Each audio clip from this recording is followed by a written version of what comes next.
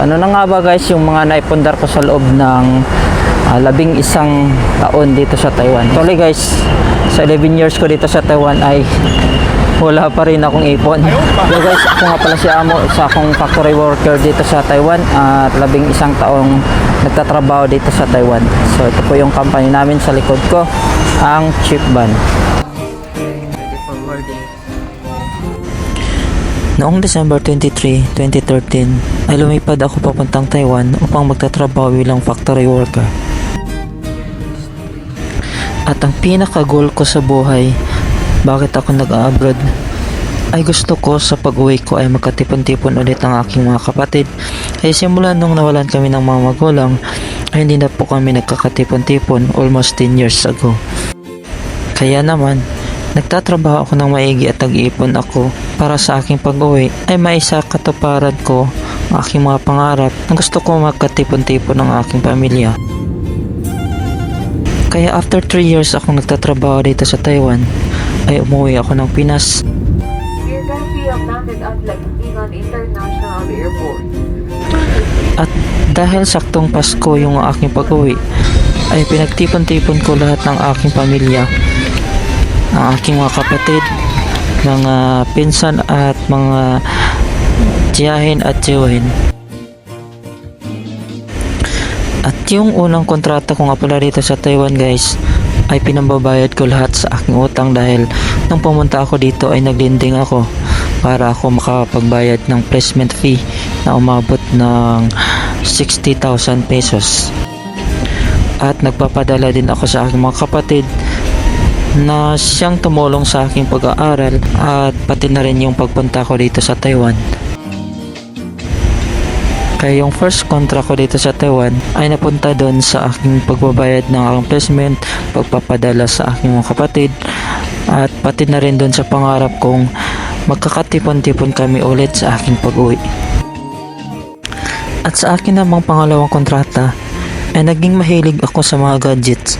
Kaya bumili ako ng laptop, bumili rin ako ng camera, DSLR camera, at bumili ako ng bike, at bumili rin ako ng e-bike. Ang naging purpose ko nun, nung pagbili ko ng camera, ay gusto ko na matutunan ko yung pagpipicture kasi bala ko pag uwi ko ay ayun na lang ang gagawin ko, yung magiging photographer. At bumili rin ako ng laptop para marunong ako mag-edit. At bumili na rin ako ng GoPro para naman sa pag-video. Na pala itong daan dito guys, ito yung dito ako nagja-jogging tuwing umaga.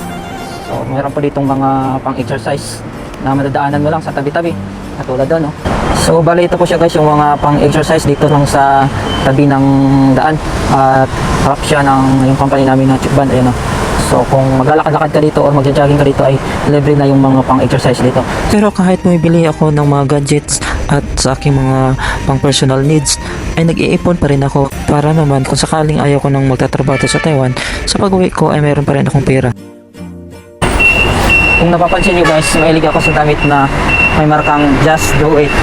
Kasi parang nai-relate ko sa sarili ko na kung ano man ang gusto mong gawin sa buhay na wala ka namang naapakan na tao at wala ka namang nasasagasaan na tao, igawin nyo lang, just do it. So parang ganun ako guys, kung ano man yung gusto ko na sa tingin ko naman ay wala naman akong naapakan na tao, gagawin ko lang kung ano yung gusto ko. So para unlad tayo sa buhay ay kailangan natin gawin kung ano yung mga nararapat na gawin at kung ano yung gusto natin gawin para tayo ay umunlad. Basta hindi lang tayo nanlalamang ng tao at wala tayong nasasagasaan ng tao. So yun lang guys. Ano na nga bang naipundar ko guys sa loob ng 11 years ko dito sa Taiwan? So tara tingnan natin kung ano yung mga naipundar ko. At nung pangatlong kontrata ko na dito sa Taiwan, medyo malaki-laki na rin ang aking naipon. Kaya naman, nung may nagbinta ng lupa doon sa katabi lang ng bahay namin, ay ginrab ko na yung opportunity. Binili ko agad yung lupa kahit medyo kamahalan at maliit lang talaga yung space ng lupa. Para pag uwi ko ay may sarili akong lupa na pagtitirikan ng sarili ko ring bahay. Kaya naman, nung nabili ko ng lupa, ay pinatirikan ko na rin ng aking sariling bahay at yung lupa na nabili ko ay umabot ng 200 50,000 pesos. At yung bahay naman na naipatayo ko na hindi pa rin tapos hanggang ngayon ay nakagastos na po ako ng mahigit 1 million. At nung December 2022 hanggang January 2023, katapusan ng aking pang 9 years na contract, ay nagbabakasyon na naman ako sa Pinas para mapublisingan ko ang aking pinapagawang bahay. At nung napublisingan ko na ang aking bahay, ay bumili naman ako ng mga gamit sa bahay.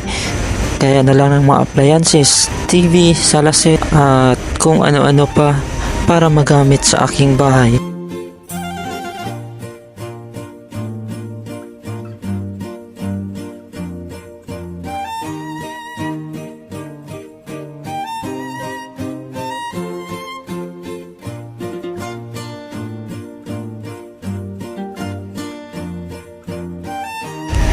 At nitong July lang 2024 ay bumili rin ako ng motorcycle, or kung sa amin ay tinatawag na motorila.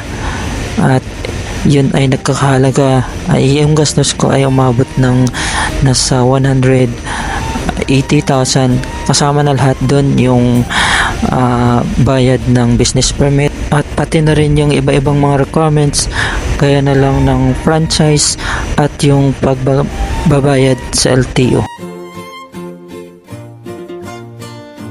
At lastly, nitong nakaraan lang, bumili ako ulit ng motor para may magagamit yung aking asawang na-assign doon sa medyo malayo pa sa bayan namin or kalapit bayan, para naman may magagamit siya tuwing pumapasok siya kasi isa siyang guro. Kaya naman 11 years na ako dito sa Taiwan ay wala pa rin akong ipon kasi napunta doon lahat, padala doon sa amin, para sa pag-uwi ko ay ready na akong bumuo sa aking sariling pamilya. Kaya naman ngayong last contract ko na dito sa Taiwan, pang 11 years ko na dito, ay nag-iipon na naman ako ulit para sa aking pag-uwi ay masimulan ko ang aking pagninegosyo, dahil yung bahay na pinapagawa ko ay masarili na siyang pang sari-sari store, pero wala pang laman kasi walang magbabantay dahil lahat ng mga nandun ay busy sa trabaho. Yung kapatid ko, yung asawa ko, at yung iba pang nakatira dun ay may kanya-kanyang mga trabaho din naman. Thank you so much sa inyong panonood at sana ay nagustuhan nyo ang aking kwento. Hello guys! Ang lakas pa ng hangin at may kasamang ulan na. Muambo na dito.